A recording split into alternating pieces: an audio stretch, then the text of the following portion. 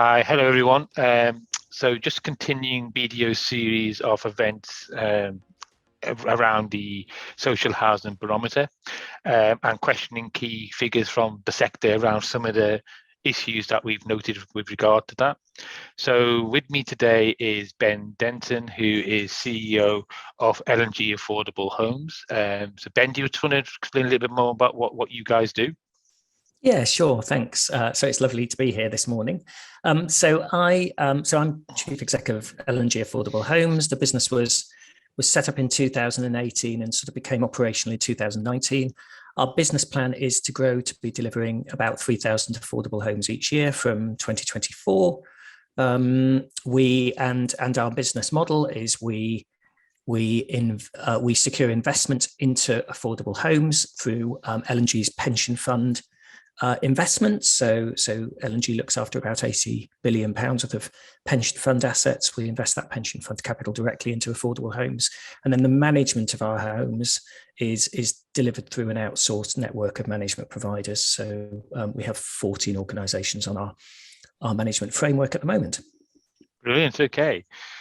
So Ben, obviously you're a slightly different type of organisation to the ones we've talked about before. But I know your background is social housing. Is that right? So just a little bit about your background. So I guess a varied background in. I used to work for KPMG on sort of large scale mixed tenure housing and development. I worked for a local authority for a time for other bits and pieces, and then I was on the board of Thames Valley for quite a long time, and then moved forward to the merger with Metropolitan Thames Valley. And then finally, I then also worked at Sovereign Housing Association as heading development there. Okay, and having been on that side of the fence in terms of the sector, in terms of more traditional sort of models, what do you see as some of the key differences to what you're doing at the moment?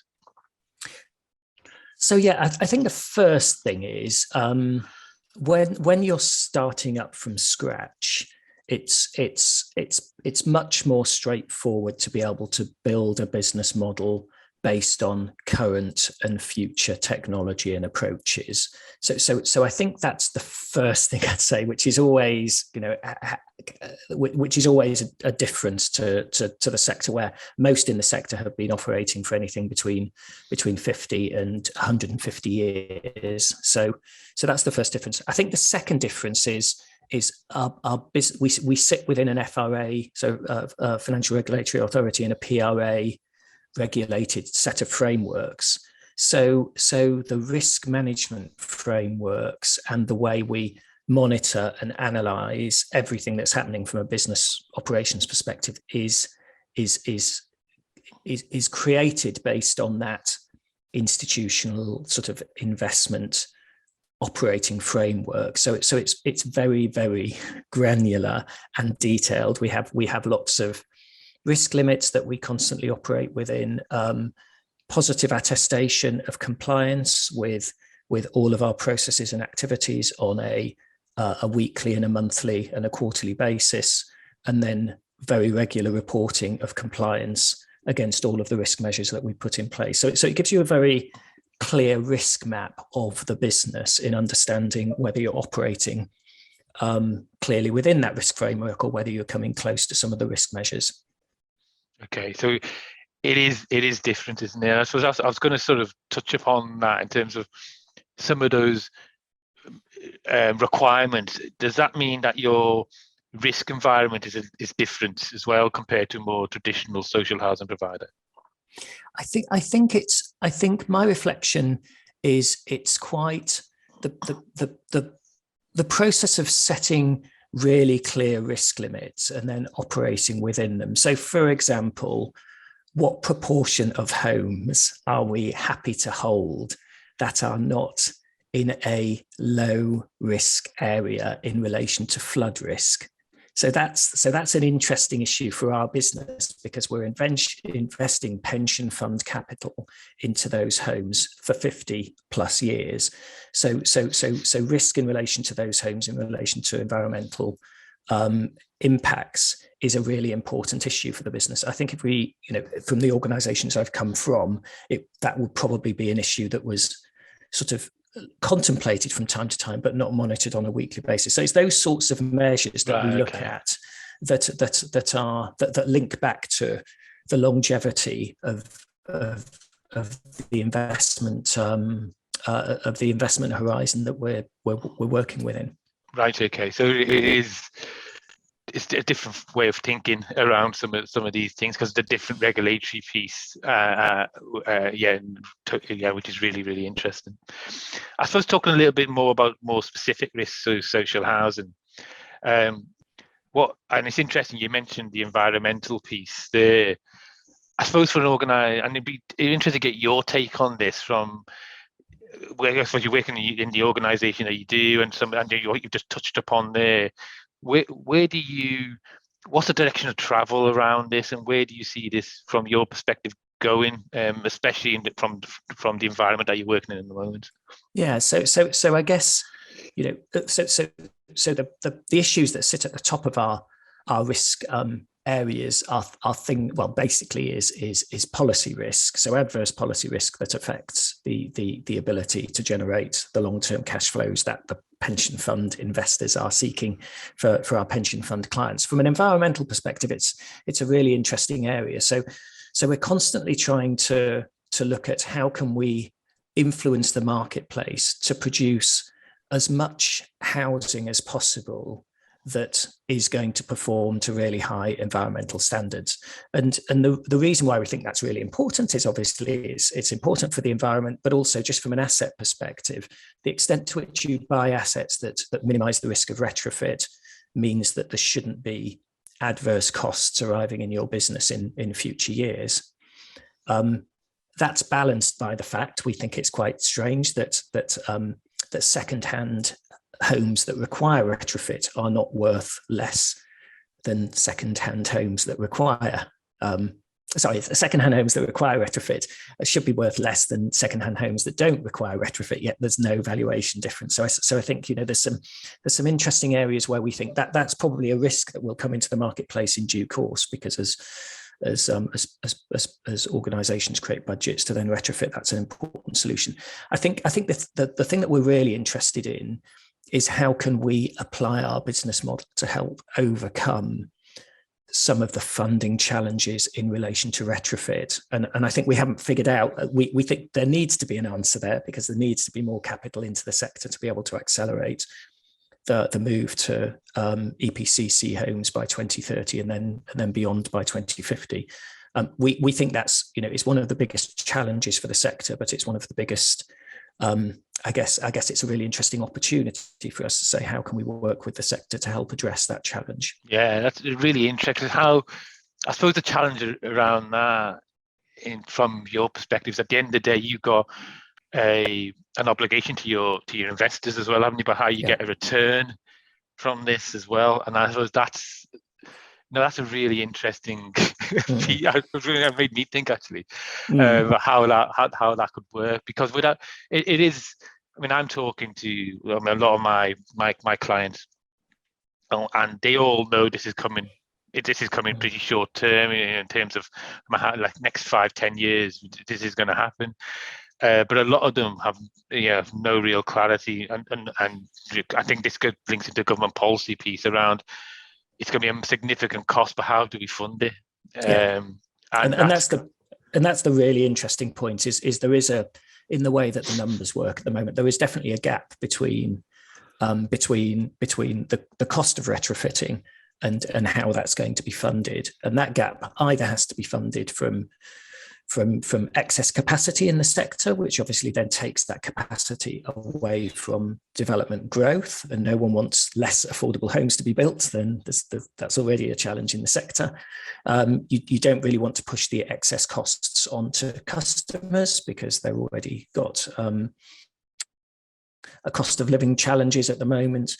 And government doesn't want to be the funder here because the bill is significant. So it's a really interesting, and then also we don't know how the cost of technology and the cost of solutions is going to be improved over time. So you don't want to put something as an improvement on a building and then look at it 10 years later and think, well, we've got to take that out and put something different on instead.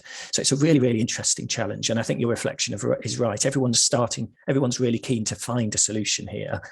and then obviously understand what solutions should be, and then know when you should invest that solution, because spending money now might not be, spending money at the right time in the asset life cycle is a really, really important decision as well, so that you're replacing costs that you would have incurred anyway with a different type of expenditure, which then helps you to get to net zero carbon more efficiently than if you were just doing 2 lots of major works on a building. Yeah, no, definitely. I suppose the other bit that's really come through the last few months would be interesting to see what impact that's having on your thinking, especially in the environment that you work in, is the sort of inflationary pressures that we're seeing at the moment, and how does that sort of manifest itself in some of the decisions that your organization has to make, particularly I suppose around return. If you've got high inflation, then that's got an impact on, I would imagine, on returns and things like that.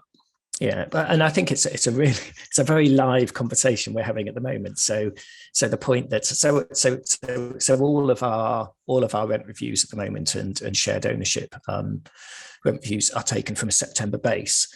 Across the sector, there's quite a few organisations that have a December base, particularly for shared ownership.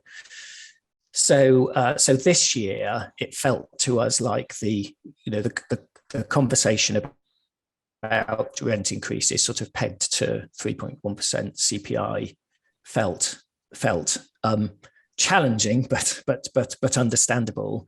The conversation we had at the board is saying, well, at what point, if it was 4.1 or 5.1 or 6.1, what's the right balance there? Because L&G as the business that I work in is a massive customer services business. We have 10 million customers, and the thing that's drilled into everyone within the business is the most important decisions you make are for the customer. And returns have to be fair and sensible. They have to be capable of being justified in hindsight. So trying to forward think what a sensible solution or a sensible decision would look like in a different environment is a really interesting challenge, and that's what we're currently saying. So what happens next year if CPI is at a different number in September, and how would we then reflect that in our structure? So our management costs our management frameworks are outsourced, and it's effectively a sort of cost per property basis. So repairs costs, with the risk of more repairs costs or repairs costs going up at a higher rate, rest with our management providers.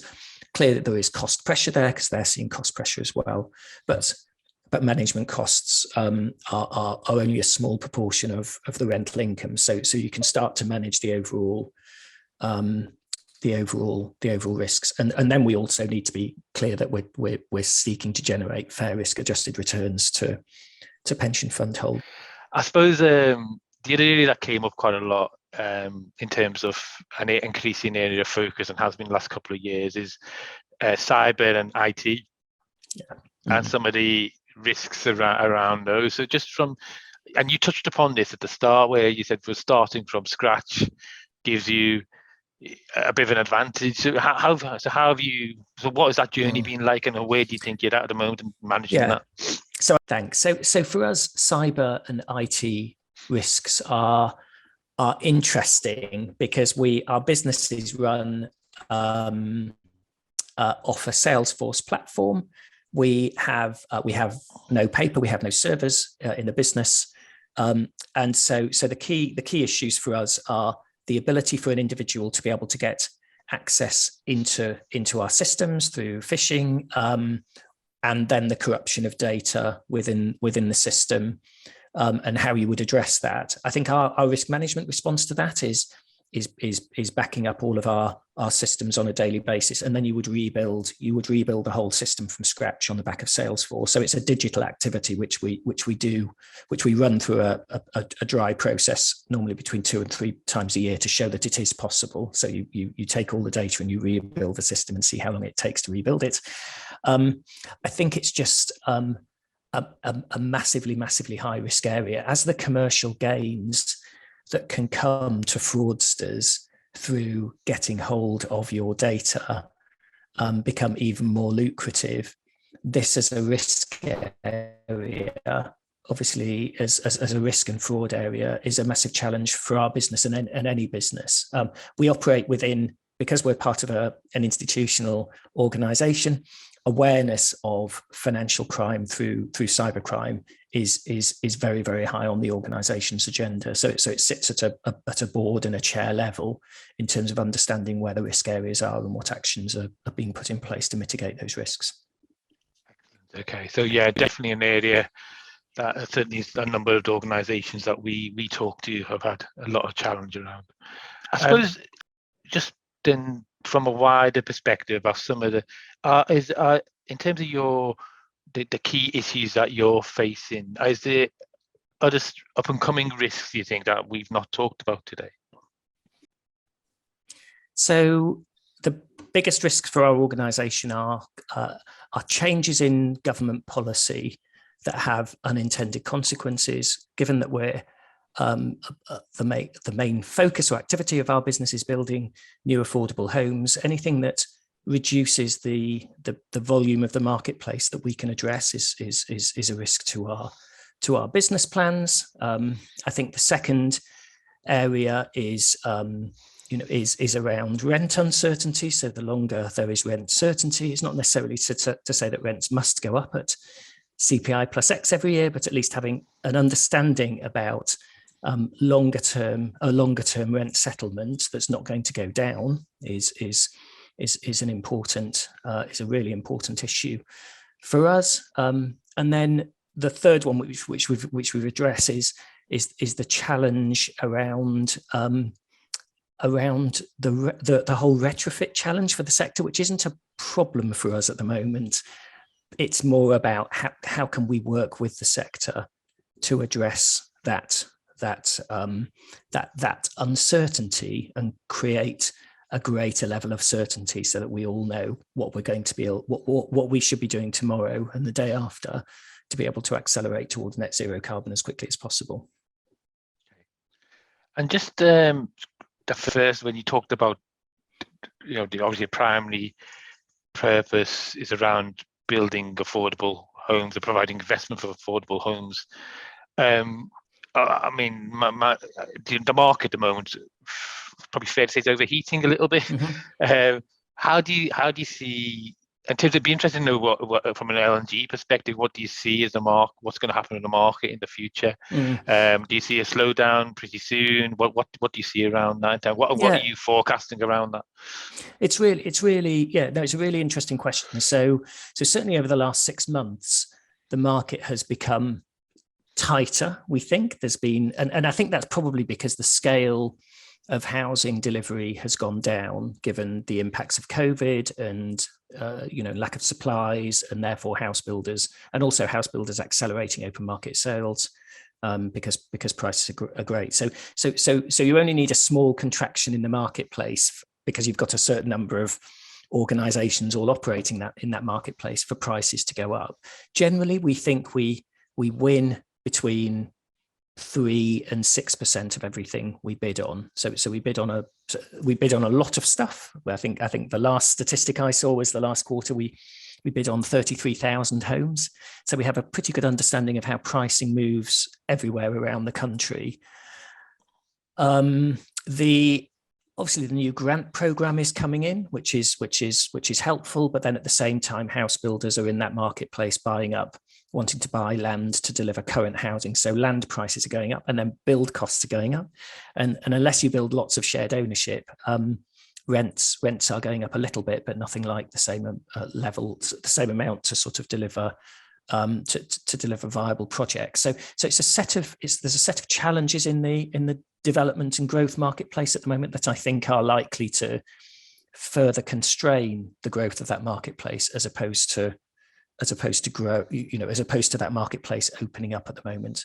I mean, that is slightly balanced by some of the larger housing associations in London dialing down their programs a little bit because of fire safety investment. But London is a very, is a specific smaller marketplace in the affordable housing sector. Okay. Ben, I think that's probably, we're getting near to the end of our time today. I think it's been really interesting talking to you, especially from the angle you're coming at this from, which is different to the other providers that we've spoken to so far, and some of the challenges around that balance around what your customer requirements and also the investor requirements as well. So it's quite really interesting. So thank you very much for your time today, and all the best for the future. Thank you very much. That's brilliant. Thanks, Hamid.